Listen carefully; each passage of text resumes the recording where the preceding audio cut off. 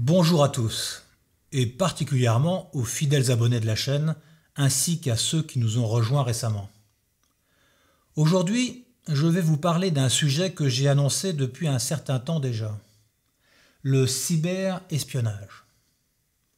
Ce domaine du cyber était en plein boom lorsque j'ai quitté la DGSE il y a quelques années. On passait de la petite cuisine à quelque chose de beaucoup plus construit et d'ambitieux, avec un effort marqué en personnel comme en financement.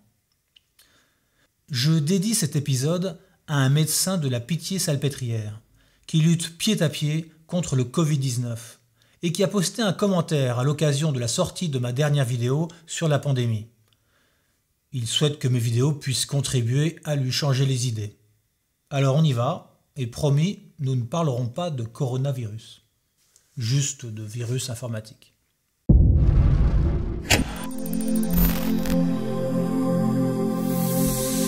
Hello, Barrel614. It's nice to see you again for a new video. Le plaisir est partagé, vous le savez bien. Mais permettez-moi tout d'abord de répondre à certains abonnés qui s'interrogent sur votre présence dans Talks with the Spy. Pourquoi diable cette voix qui pose ces questions en anglais? C'est pour faire plus habillé, plus swag, comme dirait mon fils aîné. Mais je reçois régulièrement des commentaires à votre sujet. Certains vous apprécient, d'autres beaucoup moins. Is that right? Well, I'm sorry to hear that. Voici donc ma réponse à ceux qui s'interrogent. On se renseigne sur les services étrangers, en tout cas s'agissant d'un service extérieur de renseignement comme la DGSE. Or, la langue la plus communément utilisée dans les échanges et sur le terrain, n'en déplaise aux défenseurs de la langue française, dont je fais partie, je tiens à le préciser, c'est évidemment l'anglais. Tous les jours, l'agent secret lit, parle, rédige en anglais une partie de sa production. C'est donc ce contexte international de l'espionnage que j'ai voulu illustrer en me faisant interroger par une journaliste anglophone, dès la première vidéo de Talks with the Spy. Pour moi, cette voix anglaise, nord-américaine plus exactement, fait partie désormais de l'ADN de la chaîne. Et je souhaite donc la maintenir. That's good of you.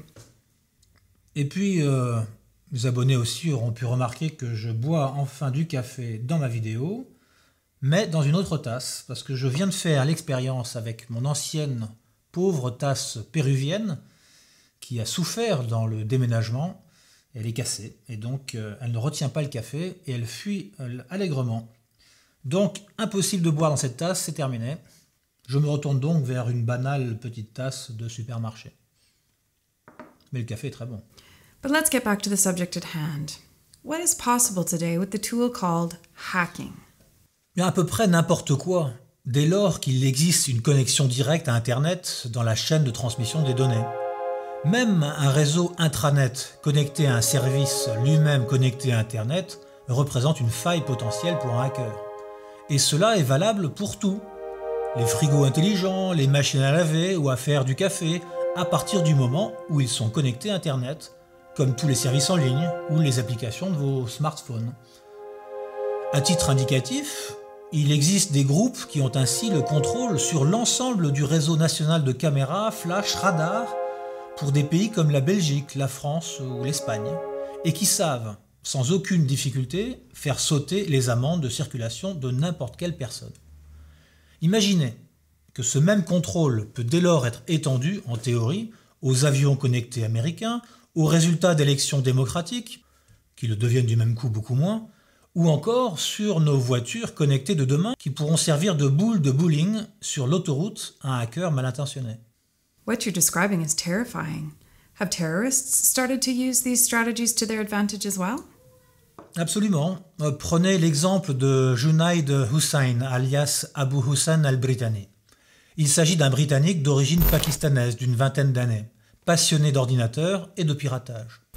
En 2012, il fait déjà de la prison en Angleterre parce qu'il a piraté le compte de l'ancien Premier ministre Tony Blair et publié en ligne les données personnelles obtenues. En 2013, il est relâché de prison et il décide de se rendre en Syrie. Il rejoint l'État islamique à Raqqa, dans un groupe qui se fait appeler le Cyber Caliphate. C'est à cette période qu'il parvient à récupérer une liste d'une centaine d'identités de militaires américains, qu'il publie en ligne en demandant que ces personnes soient exécutées par tous les sympathisants de la cause de Daesh.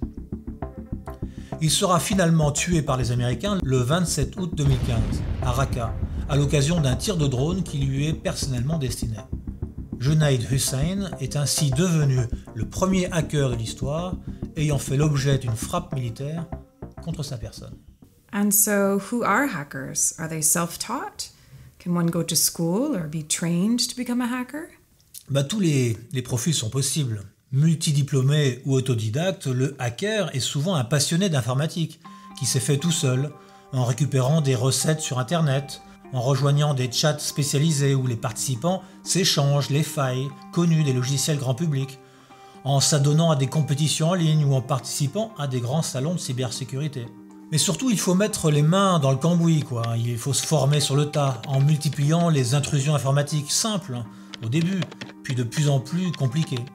Et au bout de plusieurs années d'activité, souvent illégale bien sûr, un hacker peut devenir un crack qui évolue à son aise derrière le miroir du système. À lui ensuite de déterminer s'il veut utiliser son savoir-faire pour le bien ou s'adonner à des activités plus crapuleuses. And different states within their intelligence services, they also engage in cyber espionage, don't they? Bien entendu, oui, ce sont d'ailleurs les plus grands hackers de la création.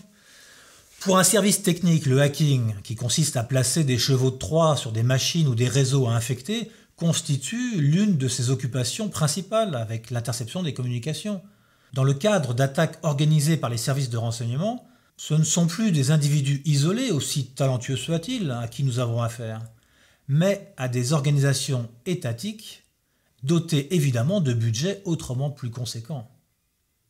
Il faut bien comprendre une chose lorsque l'on évoque le cyberespionnage. Pour les services, le cyberespionnage, c'est évidemment une menace, et il faut tout faire pour pouvoir s'en défendre, car les dangers induits peuvent être particulièrement destructeurs. La Russie, la Chine, la Corée du Nord, Israël ou les États-Unis sont devenus, on le sait bien, des as du cyberespionnage. Et leur utilisation de cet outil va dans le sens de leur propre intérêt, qui n'est pas forcément toujours le nôtre, bien au contraire. Nos entreprises sont touchées presque tous les jours, nos responsables politiques également. Mais pour un service, c'est aussi un outil précieux pour obtenir le renseignement recherché. How do you mean? Eh bien, depuis les révélations d'Edward Snowden, le grand public sait que certains grands services de renseignement cherchent à s'introduire dans les serveurs des réseaux de télécommunications internationaux. Et pourquoi cela ? Parce que avoir un accès à ce type de serveur, c'est une véritable poule aux œufs d'or. Imaginez-vous, vous avez potentiellement accès à l'ensemble des communications téléphoniques des portables sur une région ou un pays donné, les échanges SMS, mais aussi les contacts appelés, l'identité des propriétaires de tous les téléphones actifs, l'heure et la durée des appels, et surtout, la localisation de l'appareil lors de l'appel par rapport à la BTS active, c'est-à-dire l'antenne relais à laquelle le téléphone s'est accroché lors de son appel. And does the DGSE use hacking as an offensive tool as well? Ah non, jamais. Elle ne fait que se défendre. Je plaisante bien sûr. Mais le sujet est sensible, très sensible même, et très secret. On ne dit rien sur ces activités et sur les cibles visées. Mais personne n'est dupe. En France, depuis 2008, on parle de LIA, la lutte informatique active. C'est moins agressif que de parler de cyberespionnage. Mais c'est clairement de cela dont il s'agit. Derrière l'acronyme et l'adjectif actif, vous constaterez que l'aspect offensif de la chose n'est pas nié. Les États n'ont d'ailleurs nullement l'intention de se priver de cette capacité. Il faut simplement être plus malin que les autres, savoir se défendre et savoir aussi ne pas aller trop loin. Car piller en quelques secondes le produit du travail d'ingénieur d'une grande entreprise, engagé sur une recherche de plusieurs années, est un procédé particulièrement détestable et déloyal. So do intelligence services actively recruit hackers? Cela peut arriver, oui, même si les services disposent déjà de leurs propres spécialistes. Certains hackers talentueux peuvent constituer un atout considérable s'ils sont recrutés. Lors de mes dernières années d'activité à la DGSE, d'ailleurs, l'une des sources humaines les mieux rémunérées du service était un hacker. C'était même un chef de réseau qui faisait travailler pour lui une multitude d'autres hackers. Et s'il était payé très cher, je peux vous dire que le jeu en valait la chandelle, et que son salaire était amplement mérité. Mais en France et en Europe, la politique à l'égard des hackers est essentiellement punitive. Comme on en prend rarement la main dans le sac, parce qu'ils savent couvrir leurs traces, lorsque la justice en tient un, il prend cher. Un pirate va souvent faire plus d'années de prison qu'un assassin ou un violeur. Son crime fait peur, car le monde des hackers est encore inconnu et qu'il menace le système tout entier. Plutôt qu'une politique uniquement répressive, il pourrait peut-être être préférable de les enrôler et de les utiliser d'une manière plus respectable et contrôlée. One last question, Barrel 614, on the topic of China and its unfurling of 5G networks. Is that not a perfect example of a cyber issue? Vous avez tout à fait raison. Les Chinois, avec l'entreprise Huawei, en particulier plus que ZTE, proposent au monde entier une solution clé en main pour la 5G, pour une 5G très performante par rapport à la concurrence, et en plus bien moins chère. Il faut bien se rendre compte que cette technologie de la 5G représente une véritable technologie de rupture. Dans un avenir proche, une très grande partie des applications industrielles dans le monde s'articuleront autour des réseaux 5G. Qui contrôle la 5G, contrôle le monde, pourrait-on dire. Et pour les États-Unis, par exemple, l'avance de la Chine dans ce domaine est vécue comme un traumatisme profond que l'on pourrait comparer à celui ressenti par les Américains lorsque les Soviétiques avaient à l'époque envoyé les premiers un homme dans l'espace. Is Huawei controlled by Chinese intelligence services?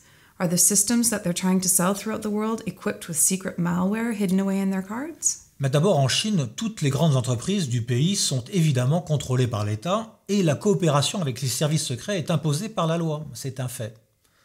Alors maintenant, est-ce que les systèmes 5G sont piégés pour offrir à la Chine un contrôle quasi total des futures infrastructures?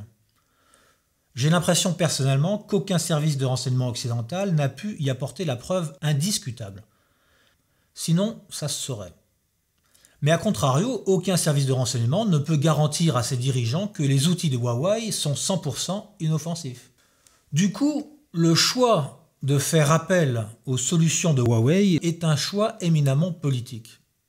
Doit-on prendre le risque de faire confiance à un État que la Commission européenne décrit comme un partenaire et en même temps un rival systémique?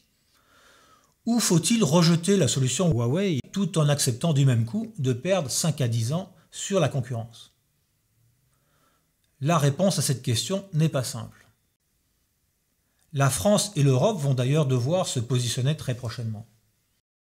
Et bien voilà, cette nouvelle vidéo de Talks to the Spy est maintenant terminée. Merci à tous pour votre attention. Je vous dis à la prochaine pour une nouvelle vidéo. N'hésitez pas à mettre un pouce vers le haut si vous avez apprécié, à vous abonner si ce n'est pas encore fait, et à activer les notifications pour être prévenu de la mise en ligne de mes prochaines vidéos. Bonne continuation à tous.